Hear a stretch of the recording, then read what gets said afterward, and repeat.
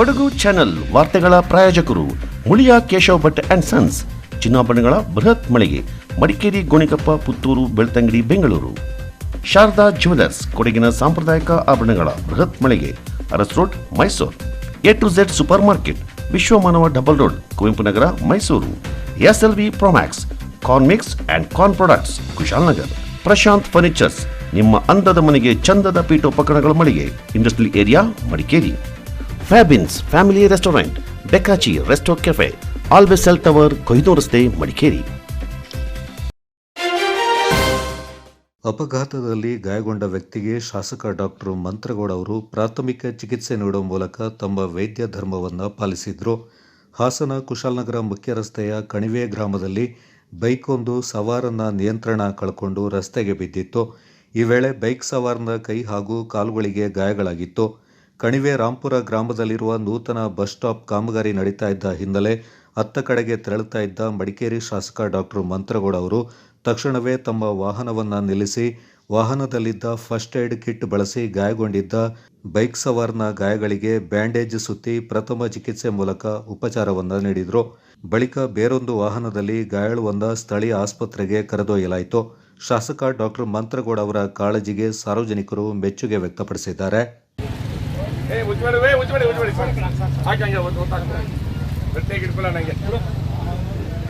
Plaster ಇದೆಯಾ? ಇದು ಈ ರೌಂಡ್ ಕಟ್ಟೋದ ಅದೇ ಇರ್ಬೇಕು ಸರ್.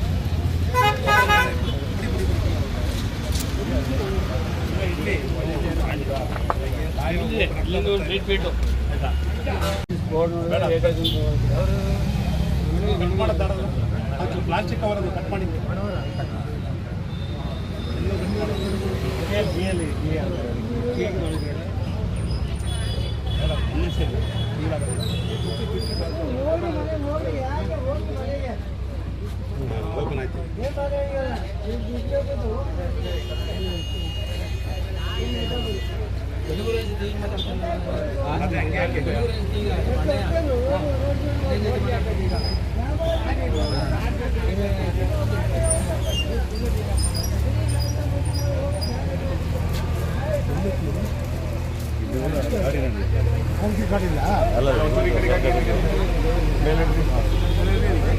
ಗಟ್ಟಿಯಾಗಿ ಇಟ್ಕೊಳ್ಳಿ, ಗಟ್ಟಿಯಾಗಿ ನೀರು ಉಂಟು ನೋಡ್ಕೊಳ್ಳಿ, ಗಟ್ಟಿಯಾಗಿ ಇಟ್ಕೊಳ್ಳಿ, ಗಟ್ಟಿಯಾಗಿ ಇಟ್ಟಿದ್ದೀವಿ.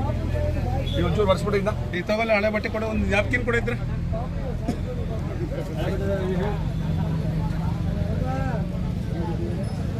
ಅದೇ ಅಡ್ಡ ಬಂದಿದೆ. ಯಾರೋ ಅಡ್ಡ ಬಂದಿದೆ, ಅಡ್ಡ ಬಂದ್ರ ಅಡ್ಡ ಬಂದು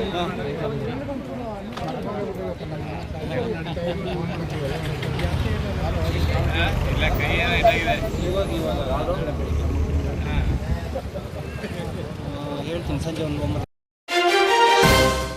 ಲ್ಯಾಂಪ್ಸ್ ಮಹಾಮಂಡಳ ಅಧ್ಯಕ್ಷರು ಪರಿಶಿಷ್ಟ ಪಂಗಡಕ್ಕೆ ಸೇರಿದವರಲ್ಲ, ಆದ್ದರಿಂದ ಅವರ ಜಾತಿ ಪ್ರಮಾಣ ಪತ್ರ ರದ್ದುಪಡಿಸಬೇಕೆಂದು ಒತ್ತಾಯಿಸ್ತಾ ಇರುವವರ ವಿರುದ್ಧ ನ್ಯಾಯಾಂಗ ನಿಂದನೆ ಪ್ರಕರಣ ದಾಖಲಿಸಲಾಗುವುದೆಂದು ಜಿಲ್ಲೆಯ ಪರಿಶಿಷ್ಟ ಪಂಗಡ ಮತ್ತು ಆದಿವಾಸಿ ಮುಖಂಡರು ಎಚ್ಚರಿಕೆ ನೀಡಿದ್ದಾರೆ. ಲ್ಯಾಂಪ್ಸ್ ಸಹಕಾರ ಮಹಾಮಂಡಳದ ನೂತನ ಅಧ್ಯಕ್ಷರಾಗಿ ಆಯ್ಕೆಯಾಗಿರುವ SR ಅರುಣ್ ರಾವ್ ಅವರ ಜಾತಿ ಪ್ರಮಾಣ ಪತ್ರ ರದ್ದು ಮಾಡುವಂತೆ ಬೆದರಿಕೆ ರೀತಿಯಲ್ಲಿ ಅಧಿಕಾರಿಗಳಿಗೆ ಅರ್ಜಿಯನ್ನು ಸಲ್ಲಿಸಲಾಗ್ತಾ ಇದೆ. ಅಲ್ಲದೆ ಅವರು ಮರಾಠ ಜನಾಂಗಕ್ಕೆ ಸೇರಿದವರಲ್ಲ ಎಂಬ ಗೊಂದಲವನ್ನು ಸೃಷ್ಟಿ ಮಾಡ್ತಾ ಇದ್ದಾರೆ.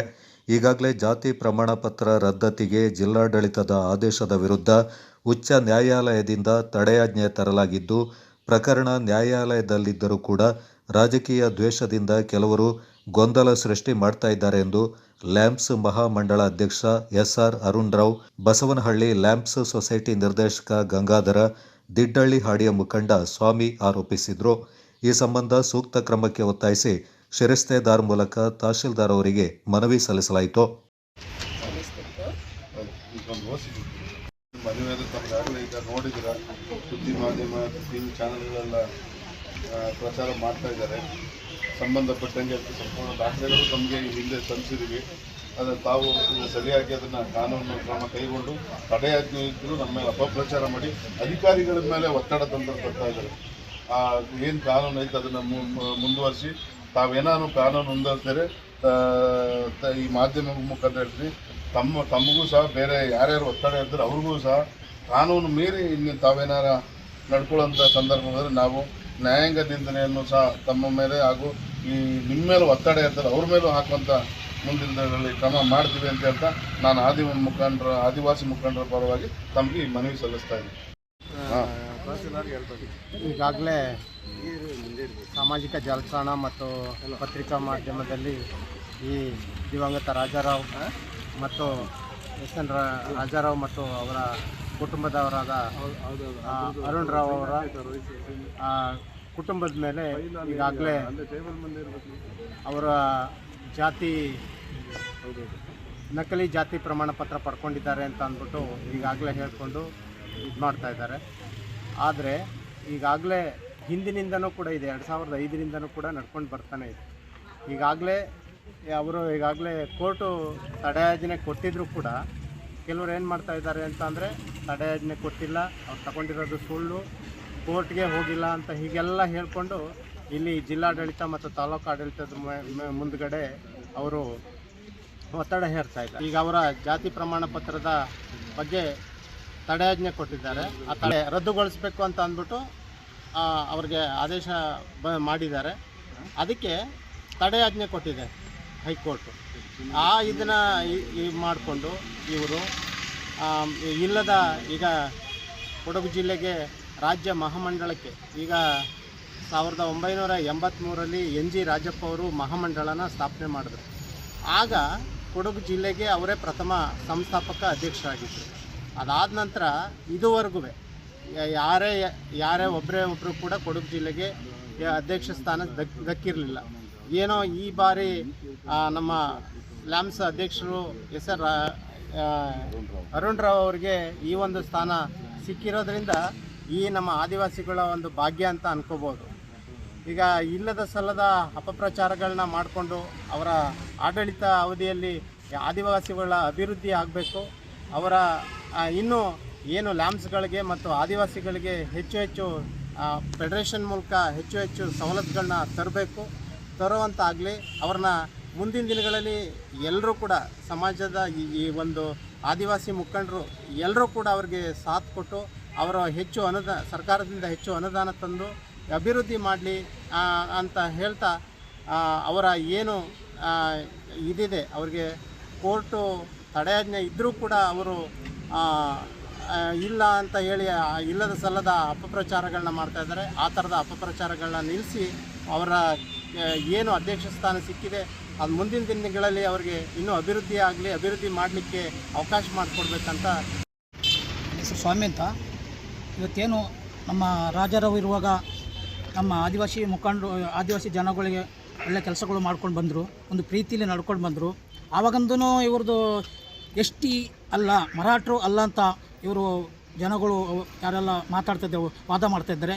ಆದ್ದರಿಂದ ಇವರಿಗೆ ಏನು ಅದು ಮಾಡೋಂಗಿಲ್ಲ. ಮಹಾಮಂಡಲದಲ್ಲಿ ಅವರ ಅಧ್ಯಕ್ಷ ಸ್ಥಾನ ಸಿಕ್ಕಿದ್ದಕ್ಕೆ ಇವರೇನು ಅವರಿಗೆ ದತ್ತೆ ಹೊಡಬೇಕು, ಇವ್ರು ಕೆಲಸ ಮಾಡಬಾರ್ದು, ಇವ್ರನ್ನ ತೆಗೆದುಹಾಕಬೇಕಂತ ಒಂದು ಥರ ನಡೀತಾ ಇದೆ. ಅದಕ್ಕಾಗಿ ನಾವು ಏನು ಮಾಡ್ತೀವಿ ಅಂದರೆ ಅದು ಕಾನೂನು ಇದೆ. ಕಾನೂನು ಏನಿದೆ ಹೇಳ್ತಾ ಇದ್ದಂದರೆ ಅದಕ್ಕೆ ಅಧಿಕಾರಿಗಳಿದ್ದಾರೆ, ಸರ್ಕಾರ ಇದ್ದಾರೆ, ಕೋರ್ಟ್ಗಳಿದೆ. ಆ ಕೋರ್ಟ್ ಏನು ತೀರ್ಮಾನ ಆಯ್ತದೆ ಅದು ನ್ಯಾಯಬದ್ಧವಾಗಿ ನಡ್ಕೊಳ್ಬೇಕು. ನಾವು ಇಲ್ಲದ ಸಲದ ಮಾತಾಡ್ಕೊಂಡು ಒಬ್ಬರಿಗೆ ಅಧಿಕಾರ ಸಿಗ್ತಂತ ಹೇಳ್ಬಿಟ್ಟು ಅದನ್ನು ದುರುಪಯೋಗ ಮಾಡ್ಕೊಂಡು ಅವ್ರಿಗೆ ಕೆಲಸ ಸಿಗಬಾರ್ದು, ಅವ್ರನ್ನ ತೆಗೆದಾಕಬೇಕಂತ ಹೇಳ್ಕೊಂಡು ಮಾಡಬಾರ್ದು. ಅದಕ್ಕಾಗಿ ನಾವು ಏನು ಮಾಡಿದ್ರೂ ನಾವು ಉದ್ದೇಶ ನಾವೇನಂದ್ರೆ ನಾವು ಮುಂದಿನ ದಿನಗಳು ಹಿಂಗಾದರೂ DC ಕಚೇರಿ ಕೂರ್ತೀವಿ ಮತ್ತು ತಹಸೀಲ್ದಾರ್ ಕಚೇರಿ ಕೂರ್ತೀವಿ. ಅವರಿಗೆ ಇವರು ಬಲವಂತವಾಗಿ ಹೀಗೆ ಮಾಡಬಾರ್ದು ಅಂತ ಹೇಳ್ಕೊಂಡು ಇವರು ಯಾರು ಇದು ಮಾಡೋಂಗಿಲ್ಲ, ಯಾರು ಕೇಳೋಂಗಿಲ್ಲ. ತಹಸೀಲ್ದಾರ್ ಕೇಳಬಾರ್ದು, DC ಕೂಡ ಕೇಳಬಾರ್ದು, ಕೊಡಗು ಜಿಲ್ಲೆ ಯಾವ ಅಧಿಕಾರಿಯಿಂದ ಕೇಳಬಾರ್ದು. ಯಾಕೆಂದರೆ ಸಬ್ಮಿಟ್ ಕೊಟ್ಟೆ ಅವ್ರದ್ದು ST ಅಂತ ಆಗಿದ್ದು. ಪುನಃ ಅದನ್ನು ST ಅಲ್ಲ ಅಂತ ಹೇಳೋಕ್ಕೆ ಕಾನೂನು ಎಲ್ಲಿದೆ? ಇಲ್ಲ, ಕಾನೂನಲ್ಲಿ ಎಲ್ಲಿಲ್ಲ ಅದು. ಯಾಕೆಂದರೆ ಅದು ಹಂಗೇನೆ ನಡ್ಕೊಂಡು ಎಲ್ಲರದ್ದು ಪರಿಶೀಲನೆ ಮಾಡಬೇಕೈತೆ. ಎಲ್ಲ ಜಾತಿ ಜನರ ಪರಿಶೀಲನೆ ಎಲ್ಲ ಹಂಗೆ ಇದ್ದಾರೆ. ಅದಕ್ಕಾಗಿ ನ್ಯಾಯಾಲಯ ಮುಖಾಂತರ ನ್ಯಾಯಾಲಯದಿಂದ ಏನು ಹುದ್ದೆ ಏನಾಗ್ತದೆ ಅದು ಸಿಗಲಿ. ಇಲ್ಲಿ ಅಧಿಕಾರಿಗಳು ಏನು ಮಾಡ್ತಾರೆ ಅವ್ರು ಕೆಲಸ ಮಾಡಲಿ.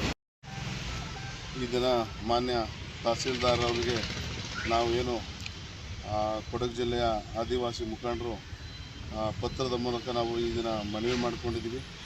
ವಿಷಯ ಏನಂದರೆ ಈಗಾಗಲೇ ಕೆಲವು ದಿನಗಳಿಂದ ಸಾಮಾಜಿಕ ಮಾಧ್ಯಮಗಳು, ವಿಡಿಯೋ ಪತ್ರಿಕಾ ಮಾಧ್ಯಮಗಳಲ್ಲಿ ಕೆಲವರು ಈ ಕೊಡಗು ಜಿಲ್ಲೆಗೆ ರಾಜ್ಯ ಮಹಾಮಂಡಲದ ಅಧ್ಯಕ್ಷ ಸ್ಥಾನ ಸಿಕ್ಕಿದೆ, ಇದನ್ನು ತಪ್ಪಿಸಬೇಕು ಅನ್ನೋ ಉದ್ದೇಶ ಈಗಾಗಲೇ ಆಗಿದೆ.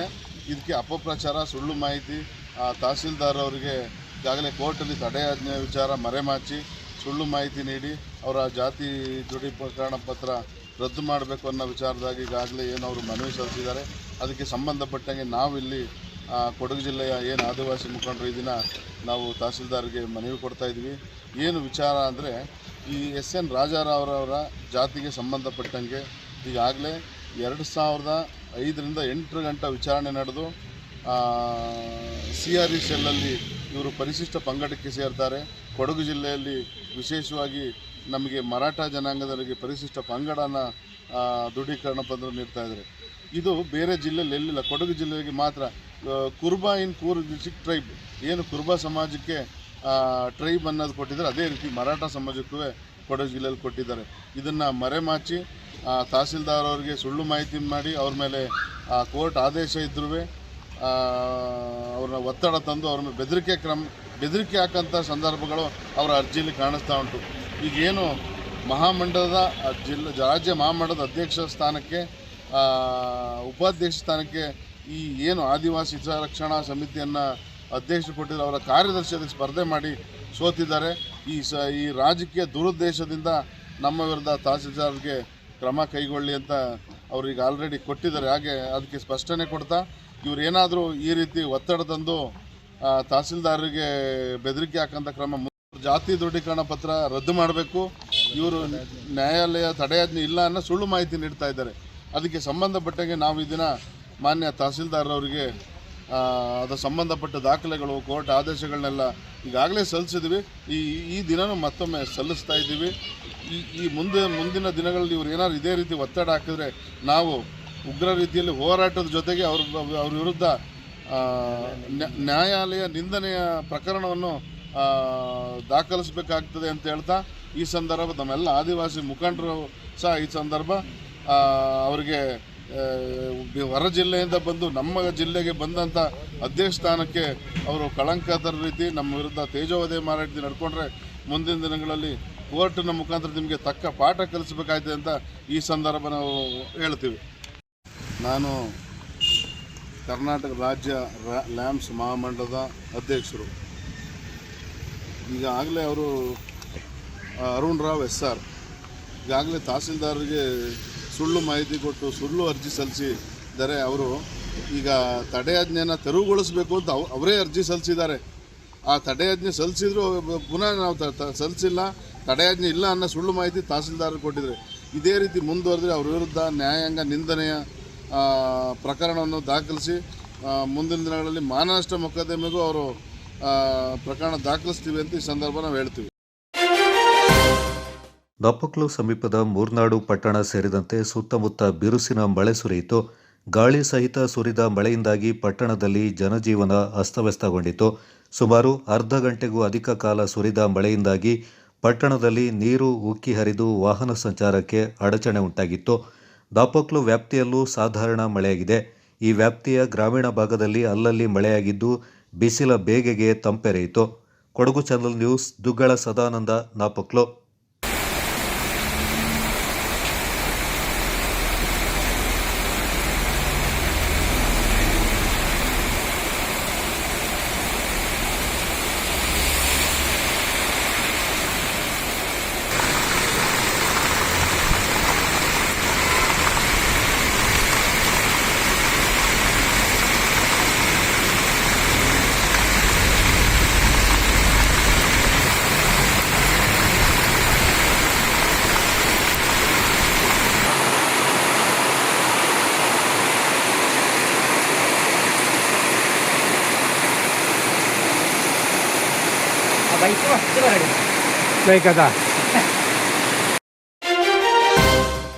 ವಿದ್ಯಾರ್ಥಿಗಳ ವ್ಯಕ್ತಿತ್ವ ವಿಕಸನಕ್ಕೆ ಕಲೆ ಸಹಕಾರಿಯಾಗಿದೆ. ಕಲೆಯ ಅನಾವರಣಕ್ಕೆ ಸೂಕ್ತ ವೇದಿಕೆ ಕಲ್ಪಿಸಿಕೊಡುವ ಕಾರ್ಯಕ್ರಮಗಳನ್ನು ವಿದ್ಯಾರ್ಥಿಗಳು ಸದುಪಯೋಗ ಪಡಿಸಿಕೊಳ್ಳಬೇಕೆಂದು ಮೇಜರ್ ಪ್ರೊಫೆಸರ್ ರಾಘವ ಬಿ ಅವರು ಕರೆ ನೀಡಿದ್ದಾರೆ.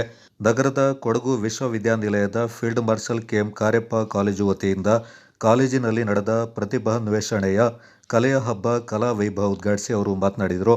ವಿದ್ಯಾರ್ಥಿಗಳ ವ್ಯಕ್ತಿತ್ವ ವಿಕಸನಕ್ಕೆ ಕಲೆ ಸಹಕಾರಿಯಾಗಿದೆ. ಶಿಕ್ಷಣದ ಜೊತೆಗೆ ವಿದ್ಯಾರ್ಥಿಗಳ ಸರ್ವಾಂಗೀಣ ಅಭಿವೃದ್ಧಿಗೆ ಕಾಲೇಜು ಶ್ರಮಿಸ್ತಾ ಇದ್ದು ಕಲಾ ವೈಭವ ಇದರ ಒಂದು ಭಾಗವಾಗಿದೆ. ಇಂತಹ ವೇದಿಕೆಗಳಿಂದ ಸದುಪಯೋಗ ಪಡಿಸಿಕೊಳ್ಳುವ ಮೂಲಕ ವಿದ್ಯಾರ್ಥಿಗಳು ತಮ್ಮ ಪ್ರತಿಭೆಯಿಂದ ಅನಾವರಣಗೊಳಿಸಬೇಕೆಂದರು. ಸಮಾಜಕ್ಕೆ ಉತ್ತಮ ಪ್ರಜೆಗಳನ್ನು ವಿದ್ಯಾರ್ಥಿಗಳ ರೂಪದಲ್ಲಿ ನೀಡುವ ಕಾರ್ಯವನ್ನು ನಿಸ್ವಾರ್ಥವಾಗಿ ಕಾಲೇಜುಗಳು ಮಾಡ್ತಾ ಇವೆ. ಎಲ್ಲರೂ ಕೈಜೋಡಿಸಿದರೆ ವಿದ್ಯಾರ್ಥಿಗಳ ಭವಿಷ್ಯದೊಂದಿಗೆ ಕಾಲೇಜು ಕೂಡ ಅಭಿವೃದ್ಧಿ ಹೊಂದಲು ಸಾಧ್ಯವಾಗುತ್ತೆ ಎಂದು ಮೇಜರ್ ಪ್ರೊಫೆಸರ್ ರಾಘವ ಬಿ ತಿಳಿಸಿದರು. ಮುಖ್ಯ ಅತಿಥಿಯಾಗಿ ಪಾಲ್ಗೊಂಡು ಮಾತನಾಡಿದ ಫೀಲ್ಡ್ ಮಾರ್ಷಲ್ ಕೆಎಂ ಕಾರ್ಯಪ್ಪ ಕಾಲೇಜಿನ ವಿದ್ಯಾರ್ಥಿ ಸಂಘದ ಸಂಚಾಲಕ ಡಾಕ್ಟರ್ ಶ್ರೀಧರ್ ಹೆಗಡೆ ಅವರು ವಿದ್ಯಾರ್ಥಿಗಳ ಪ್ರತಿಭಾನ್ವೇಷಣೆಯ ಕಲಾ ವೈಭವ ಕಾರ್ಯಕ್ರಮದ ಆಯೋಜನೆ ಇತರರಿಗೆ ಮಾದರಿಯಾಗಿದೆ ಎಂದರು. ಪ್ರಾಣಿಶಾಸ್ತ್ರ ವಿಭಾಗದ ಮುಖ್ಯಸ್ಥ ಪ್ರೊಫೆಸರ್ ಡಾಕ್ಟರ್ ಕೃಷ್ಣ, ಇಂಗ್ಲಿಷ್ ವಿಭಾಗದ ಮುಖ್ಯಸ್ಥೆ ಡಾಕ್ಟರ್ ನಯನ ಕಶ್ಯಪ್ ಈ ಸಂದರ್ಭ ಮಾತನಾಡಿದರು. ಕೊಡಗಿನ ಕ್ರೀಡಾಪಟುಗಳನ್ನು ಒಳಗೊಂಡ ಕರ್ನಾಟಕ ತಂಡ ರಾಷ್ಟ್ರಮಟ್ಟದ ಸೆಸ್ಟೋ ಬಾಲ್ ಕ್ರೀಡೆಯಲ್ಲಿ ಇದೇ ಮೊದಲ ಬಾರಿಗೆ ಚಿನ್ನವನ್ನು ಗೆದ್ದು ಚಾಂಪಿಯನ್ ಆಗಿ ಹೊರಹೊಮ್ಮಿದೆ. ತೆಲಂಗಾಣದಲ್ಲಿ ನಡೆದ ಕ್ರೀಡಾಕೂಟದಲ್ಲಿ ಕರ್ನಾಟಕ ತಂಡ ಕ್ವಾರ್ಟರ್ ಫೈನಲ್ನಲ್ಲಿ ವಿದರ್ಭ ತಂಡವನ್ನು 21-18 ಅಂತರದಲ್ಲಿ ಮಣಿಸಿತು. ಸೆಮಿಫೈನಲ್ನಲ್ಲಿ 18-40 ಭಾರೀ ಅಂತರದಿಂದ ಗೆಲುವು ದಾಖಲಿಸಿತು. ನಂತರ ನಡೆದ ಅಂತಿಮ ಪಂದ್ಯದಲ್ಲಿ ಪಂಜಾಬ್ ವಿರುದ್ಧ 58-30 ಅಂತರದಲ್ಲಿ ಜಯಗಳಿಸುವ ಮೂಲಕ ಕರ್ನಾಟಕ ಬಾಲಕರ ತಂಡ 4ನೇ ಸಬ್ ಜೂನಿಯರ್ ಪಂದ್ಯಾಟದ ಚಾಂಪಿಯನ್ ಪಟ್ಟವನ್ನು ಮುಡಿಗೇರಿಸಿಕೊಂಡಿತು. ಬಾಲಕಿಯರ ತಂಡ ಮೊದಲಿಗೆ ಕೇರಳದ ವಿರುದ್ಧ ಎಡವಿದರೂ ನಂತರದಲ್ಲಿ ತೆಲಂಗಾಣ ತಂಡದ ಮೇಲೆ ಸಮಬಲವನ್ನು ಸಾಧಿಸಿತು. ಅಸ್ಸಾಂ ಚಂಡೀಗಢ ತಂಡದ ಮೇಲೆ ಅತಿ ಹೆಚ್ಚಿನ ಅಂಕ ಪಡೆದು ಸೆಮಿಫೈನಲ್ ಪಂದ್ಯಾಟಕ್ಕೆ ಆಯ್ಕೆಯಾಗಿ ಬಲಿಷ್ಠ ತಮಿಳುನಾಡು ತಂಡವನ್ನು ಮಣಿಸಿತು. ಅಂತಿಮ ಪಂದ್ಯಾಟದಲ್ಲಿ ಆಂಧ್ರಪ್ರದೇಶ ತಂಡವನ್ನು ಸೋಲಿಸಿ 4ನೇ ಸಬ್ ಜೂನಿಯರ್ ಪಂದ್ಯಾಟದ ಚಾಂಪಿಯನ್ ಆಗಿ ಹೊರಹೊಮ್ಮಿತು. ಕರ್ನಾಟಕ ತಂಡದ ತರಬೇತುದಾರರಾಗಿ ಕುಶಾಲನಗರದ ಜಾನ್ಸನ್, ಸಹಾಯಕರಾಗಿ ಕುಶಾಲನಗರದ ಮಂಜುನಾಥ್ ಹಾಗೂ ಚಂದ್ರಶೇಖರ್ ಕಾರ್ಯನಿರ್ವಹಿಸಿದರು. ಕುಶಾಲನಗರ ಕನ್ನಡ ಭಾರತಿ ಪದವಿ ಪೂರ್ವ ಕಾಲೇಜಿನ ದಿನೇಶ್ ಹಾಗೂ ಬಾಲಕಿಯರ ತಂಡದ ನಾಯಕಿಯಾಗಿ ವಿರಾಜಪೇಟೆಯ ಸಂತ ಅನ್ನಮ್ಮ ಶಾಲೆಯ ಸಂಜನಾ ತಂಡವನ್ನು ಮುನ್ನಡೆಸಿದರು. ಕರ್ನಾಟಕ ತಂಡದ ವಿದ್ಯಾರ್ಥಿಗಳಿಗೆ ಮಡಿಕೇರಿ ಶಾಸಕ ಡಾಕ್ಟರ್ ಮಂತರಗೌಡ ಅವರು ಸಮವಸ್ತ್ರಗಳನ್ನು ನೀಡಿ ಉತ್ತೇಜಿಸಿದರು. ಹಾಕತ್ತೂರು ಸರ್ಕಾರಿ ಹಿರಿಯ ಪ್ರಾಥಮಿಕ ಶಾಲೆಯಲ್ಲಿ ಕರ್ನಾಟಕ ಸರ್ಕಾರಿ ಕಾಲೇಜು ಶಿಕ್ಷಣ ಇಲಾಖೆ ಸರ್ಕಾರಿ ಪ್ರಥಮ ದರ್ಜೆ ಮಹಿಳಾ ಕಾಲೇಜು ಮಡಿಕೇರಿ ರಾಷ್ಟ್ರೀಯ ಸೇವಾ ಯೋಜನಾ ಘಟಕದ ವತಿಯಿಂದ ವಾರ್ಷಿಕ ವಿಶೇಷ ಶಿಬಿರ 7 ದಿನಗಳ ಕಾಲ ನಡೆಯಿತು. ಮುಖ್ಯ ಭಾಷಣಕಾರರಾಗಿ ಪ್ರತಿಮಾ ಹರೀಶ್ ರೈ ಉಪನ್ಯಾಸಕರು, ಸೈಂಟ್ ಐನ್ಸ್ ಪ್ರಥಮ ದರ್ಜೆ ಕಾಲೇಜು ವಿರಾಜಪೇಟೆ ಇವರು ಮಾತನಾಡಿ, ಮಕ್ಕಳಲ್ಲಿ ಸೇವಾ ಮನೋಭಾವನೆ ಬೆಳೆಯಬೇಕು. ಸಾಲುಮರದ ತಿಮ್ಮಕ್ಕ ಹಾಗೂ ಹರೇಕಳ ಹಾಜಬ್ಬ ಅವರನ್ನು ಉಲ್ಲೇಖಿಸಿ, ನಾವು ಸಮಾಜಕ್ಕೆ ಏನಾದರೂ ಒಳ್ಳೆಯ ಕೆಲಸ ಮಾಡಲು ನಮ್ಮ ಶ್ರೀಮಂತಿಕೆ ಇರಬೇಕೆಂಬುದನ್ನು ವಿದ್ಯಾರ್ಥಿಗಳಿಗೆ ತಿಳಿಸಿಕೊಟ್ಟರು. ಸೇವೆಯ ಮಾಡೋಣ ಬನ್ನಿ, ಸೇವೆಯ ಮಾಡೋಣ ಬನ್ನಿ, ರಾಷ್ಟ್ರೀಯ ಸೇವಾ ಯೋಜನೆ ಮಾಡಿ ಸೇವೆಯ ಮಾಡೋಣ ಬನ್ನಿ, ನಾವು ಸೇವೆಯ ಮಾಡೋಣ ಬನ್ನಿ, ಬನ್ನಿ ಸೇವೆಯ ಮಾಡೋಣ ಬನ್ನಿ, ರಾಷ್ಟ್ರೀಯ ಸೇವಾ ಯೋಜನೆ ಮಾಡಿದರು ಸೇವೆಯ ಮಾಡೋಣ ಬನ್ನಿ, ನಾವು ಸೇವೆಯ ಮಾಡೋಣ ಬನ್ನಿ. ಇದು ಶಿಬಿರದ ವಿದ್ಯಾರ್ಥಿಗಳಿಗೆ ನೀಡುವಂತಹ ಒಂದು ವಾರ್ಷಿಕ ಶಿಬಿರವಾಗಿ ಈ ಕಾರ್ಯಕ್ರಮವನ್ನು ಹಮ್ಮಿಕೊಳ್ಬೇಕು ಅನ್ನುವಂಥದ್ದು. ಯಾಕೆ ಅಂತಂದ್ರೆ ಗ್ರಾಮ ಸ್ವರಾಜ್ಯ ಅನ್ನುವಂಥದ್ದು ಮಹಾತ್ಮ ಗಾಂಧೀಜಿಯವರ ಒಂದು ಧ್ಯೇಯ, ಅವರ ಒಂದು ಕನಸಾಗಿತ್ತು. ಆ ಧ್ಯೇಯವನ್ನ ಕನಸನ್ನ ನನಸಾಗಿಸುವಂತಹ ಭವ್ಯ ಭವಿಷ್ಯದ ಭಾವಿ ಪ್ರಜೆಗಳು ನಮ್ಮ ವಿದ್ಯಾರ್ಥಿಗಳು. ವಿದ್ಯಾರ್ಥಿಗಳಲ್ಲಿ ಈ ಒಂದು ತತ್ವಗಳಾಗಲಿ ಅವರಲ್ಲಿ ಆ ಧ್ಯೇಯೋದ್ದೇಶಗಳಲ್ಲಿ ಅಳವಡಿಸಿಕೊಂಡಿದ್ದೆ ಆದರೆ ಮುಂದಿನ ಪೀಳಿಗೆ ನಮ್ಮ ಭಾರತದ ಭವ್ಯ ಭವಿಷ್ಯ ಏನಿದೆ ಅದು ಬಹುಶಃ ರಾಮರಾಜ್ಯ ಆಗುವಂತಹ ಕನಸು, ರಾಮರಾಜ್ಯದಿಂದ ರಾಮರಾಜ್ಯ ಆಗುವಂತಹ ಕನಸು ಮಹಾತ್ಮ ಗಾಂಧೀಜಿಯವರ ಆ ಕನಸಿನ ಸಾಕಾರ ರೂಪ ಆಗಬೇಕು ಅನ್ನುವಂತಹ ನಿಟ್ಟಿನಲ್ಲಿ ಈ ಕಾರ್ಯಕ್ರಮವನ್ನು ಹಮ್ಮಿಕೊಂಡು ಬರ್ತಾ ಇರುವಂಥದ್ದು. ಹಾಗಾಗಿ ನೀವು ಇವಾಗ ಏನು ಗ್ರಾಮದ ಸಮುದಾಯದ ಸೇವೆಯಲ್ಲಿ ತೊಡಗಿಸ್ಕೊಂಡ್ರಿ, ಈ 7 ದಿನಗಳ ಕಾಲ ಒಂದು ವಿಶೇಷವಾದಂತಹ ಅಂಗವಾಗಿ ನೀವು ಸಾಮಾಜಿಕ ಸೇವೆಯಲ್ಲಿ ತೊಡಗಿಸ್ಕೊಂಡ್ರಿ, ಅದು ಬಹುಮುಖ್ಯವಾದಂತಹ ಅಂಶ. ಅಂದರೆ NSS ಅನ್ನುವಂಥದ್ದು ನಿಮಗೆ ಗೊತ್ತಿದೆ, ನಾನಲ್ಲ ನೀನು ಅನ್ನುವಂತಹ ಧ್ಯೇಯ ವಾಕ್ಯದಿಂದ ಅದು ನಡೆಯುವಂಥದ್ದು. ಅಂದರೆ ನನಗೋಸ್ಕರ ಸ್ವಾರ್ಥಪರ ಬದುಕನ್ನು ನಾನು ಕಟ್ಕೊಳ್ಳುವಂಥದ್ದು ಬೇರೆ, ಇನ್ನೊಬ್ಬರಿಗೋಗಿ ಬದುಕುವಂಥದ್ದು ಬೇರೆ. ಹಾಗಾಗಿ ನೋಡಿ, ಇನ್ನೊಬ್ಬರಿಗಾಗಿ ಬದುಕುವಂತಹ ಬದುಕಲ್ಲಿ ಸಾರ್ಥಕತೆ ಇದೆ. ನನಗೋಸ್ಕರ ನಾನು ಏನು ಮಾಡ್ಕೊಳ್ಳೋದು ಕೇವಲ ನನಗೋಸ್ಕರ, ನನ್ನ ನಂತರ ನನ್ನನ್ನು ನೆನಪಿಸ್ಕೊಳ್ಳೋರು ಯಾರಿದ್ದಾರೆ, ಅದು ನನ್ನ ಬದುಕು ನನ್ನ ಅಂತ್ಯದಲ್ಲಿ ಮುಗ್ದೋಗುತ್ತೆ. ಇವತ್ತಿಗೂ ನಾವು ಮಹಾತ್ಮ ಗಾಂಧೀಜಿಯಂತಹ ಸಾಧಕರನ್ನ ನೆನಪಿಸ್ಕೊಳ್ತೀವಿ, ಬಹಳಷ್ಟು ಜನ ಸಾಧಕರನ್ನ ನೆನಪಿಸ್ಕೊಳ್ತೀವಿ ಅಂದ್ರೆ ಅದಕ್ಕೆ ಕಾರಣ ಒಂದೇ ಮಕ್ಕಳೇ, ಅವರು ಅವರಿಗಾಗಿ ಬದುಕಿದವರಲ್ಲ, ಮತ್ತೊಬ್ಬರಿಗಾಗಿ. ಈಗಿನ ಬದುಕು ಏನಾಗ್ತಾ ಇದೆ ಅಂತಂದ್ರೆ ನಮ್ಮ ಇತಿಮಿತಿಯೊಳಗೆ ನಾವು ಇನ್ನೊಬ್ಬರಿಗಾಗಿ ಅಂತಂದ್ರೆ ಯಾವ ರೀತಿಯಲ್ಲಿ ಹೋಗ್ತಾ ಇದೀವಿ ಅಂತಂದ್ರೆ ಎಲ್ಲವೂ ಕೂಡ ವ್ಯಾವಹಾರಿಕ ದೃಷ್ಟಿಕೋನದಿಂದ ನಡ್ಕೊಂಡು ಹೋಗ್ತಾ ಇದೆ ಈಗಿನ ಬದುಕು. ಪ್ರಾಥಮಿಕ ಶಾಲೆ ಹಾಕತ್ತೂರು ಅವರು ಮಾತನಾಡಿ, ಮಕ್ಕಳಲ್ಲಿ ವಿಚಾರವಂತಿಕೆ, ನೀತಿವಂತಿಕೆ ಇರುವ ವಿದ್ಯೆಯ ಗಳಿಕೆ ಆಗಬೇಕು. ತಮ್ಮ ನಿಸ್ವಾರ್ಥ ಸೇವೆಯು ಸಮಾಜಕ್ಕೆ ಸಲ್ಲಿಕೆ ಆಗಬೇಕು ಎಂಬುದರಿಂದ ವಿದ್ಯಾರ್ಥಿಗಳಲ್ಲಿ ಮನವರಿಕೆ ಮಾಡಿಕೊಟ್ರು. ಮುಕ್ತಾಯವಾಗಿದೆ. ಜೀವನವೇ ಹಾಗೆ, ಪ್ರತಿ ಘಟ್ಟದಲ್ಲಿ ನಾವು ಜೀವನವೇ ಒಂದು ಪ್ರಯಾಣ ಇದ್ದ ಹಾಗೆ. ನಾವು ಪ್ರಯಾಣ ಎಲ್ಲಿಂದ ಎಲ್ಲಿವರೆಗೆ ಅಂದರೆ ನಮ್ಮ ತಾಯಿಯ ಗರ್ಭದಿಂದ ಭೂತಾಯಿಯ ಗರ್ಭದವರೆಗೆ ಇರ್ತಕ್ಕಂಥ ಈ ಪ್ರಯಾಣದಲ್ಲಿ ನಾವು ಅನೇಕ ಘಟ್ಟಗಳನ್ನು ಏನು ಮಾಡಬೇಕಾಗುತ್ತೆ, ಹತ್ತಬೇಕಾಗುತ್ತೆ, ಇಳಿಬೇಕಾಗುತ್ತೆ.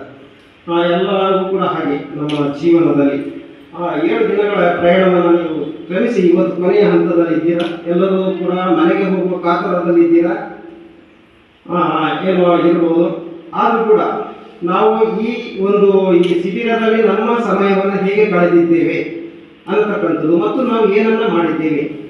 ಬಹಳ ಎಲ್ಲ ಬರಬೇಕಾದ್ರೆ ನೀವು ಶಾಲೆಯ ವಾತಾವರಣ ನೋಡಿದ್ದೀರಾ, ನಿಮ್ಮ ಮನೆಯನ್ನು ಬಿಟ್ಟು ಬಂದಿದ್ದೀರಾ. ಇಲ್ಲಿ ಬರಬೇಕಾದ್ರೆ ನಿಮ್ಮದೇ ಆದಂಥ ಒಂದು ಏನು ಜೀವನವನ್ನು ಕಟ್ಕೊಂಡ್ರ. ಶಾಲೆಯಲ್ಲಿ ಬರಬೇಕಾದ್ರೆ ಕೋಣೆಗಳಿತ್ತು, ನಿಮ್ಮ ಮನೆಯಲ್ಲಿರ್ತಕ್ಕಂಥ ಬೆಡ್ ಆಗಲಿ, ಕಾಟ್ಗಳಾಗಲಿ ಅಥವಾ ಫ್ಯಾನು ಯಾವುದೂ ಇರಲಿಲ್ಲ. ನೀವು ಟಾಯ್ಲೆಟಲ್ಲಿ ಸ್ನಾನ ಮಾಡಬೇಕಾಗಿತ್ತು. ಇದು ನಿಮ್ಮ ಜೀವನದ ಅನುಭವ. ಮುಂದಿನ ಜೀವನಕ್ಕೆ ಅದೊಂದು ಮಾರ್ಗ ಕೂಡ ಆಗುತ್ತೆ. ಈ ಅನುಭವ ಪಡೆದುಕೊಂಡಂಥ ಅನುಭವ ಕೂಡ ಅಷ್ಟೇ. ನಾವು ಮನೆಯಲ್ಲಾದರೆ ಟಾಯ್ಲೆಟಲ್ಲಿ ಹೋಗಿ ಸ್ನಾನ ಮಾಡ್ತಾ ಇರಲಿಲ್ಲ. ನಮಗೆ ವಿಶೇಷವಾದ ಬಾತ್ರೂಮ್ ಇತ್ತು, ಅಲ್ಲಿ ಕನ್ನಡಿ ಇತ್ತು, ಪೇಸ್ಟ್ ಇತ್ತು, ಬ್ರಷ್ ಇತ್ತು, ಬಗೆಯ ಸ್ಯಾಂಪುಗಳು ಇತ್ತು ಅಲ್ವಾ, ಕನ್ನಡಿ ಇತ್ತು, ಎಲ್ಲವೂ ಇತ್ತು. ಇಲ್ಲಿ ಅದು ಏನಿಲ್ಲ. ಒಂದು ಬಾಗಿಲು ಹಾಕೊಳ್ಳೋದು, ಒಂದು ಟವಲ್ ಇಟ್ಕೊಳ್ಳೋದು, ತಣ್ಣೀರು ಬಿಸಿನೀರು ಏನೋ ಸ್ನಾನ ಮಾಡಿ ಕಳೆದಿದ್ದೀರಾ. ಈ ಅನುಭವ ಬೇಕು. ಇಂಥ ಅನುಭವ ನಿಮಗೆ ಸಿಗೋದಿಲ್ಲ. ಸಮಾರಂಭದ ಅಧ್ಯಕ್ಷತೆಯಿಂದ ನಿರ್ಮಲಾ HP, ಪ್ರಾಂಶುಪಾಲರು, ಸರ್ಕಾರಿ ಪ್ರಥಮ ದರ್ಜೆ ಕಾಲೇಜು ಮಡಿಕೇರಿ ಇವರು ವಹಿಸಿ ಮಾತನಾಡಿ, ರಾಷ್ಟ್ರೀಯ ಸೇವಾ ಯೋಜನೆಯ ಶಿಬಿರವು ವಿದ್ಯಾರ್ಥಿಗಳಿಗೆ ಶಿಸ್ತು, ಸಂಯಮ, ಸರಳತೆ, ದಾಯಕತ್ವ ಗುಣಗಳನ್ನು ಬೆಳೆಸುವಲ್ಲಿ ಸಹಕಾರಿಯಾಗಿದೆ ಎಂದರು. ಶಿಬಿರಾಧಿಕಾರಿ ಡಾಕ್ಟರ್ ವೇಣುಗೋಪಾಲ, ಸಹ ಯೋಜನಾಧಿಕಾರಿ ರಾಖಿ ಪೊನ್ನಣ್ಣ ಮತ್ತಿತರ ಪ್ರಮುಖರು ಈ ಸಂದರ್ಭ ಪಾಲ್ಗೊಂಡಿದ್ದರು. Kodagu channel news, Duggala Sadananda, Napoklu.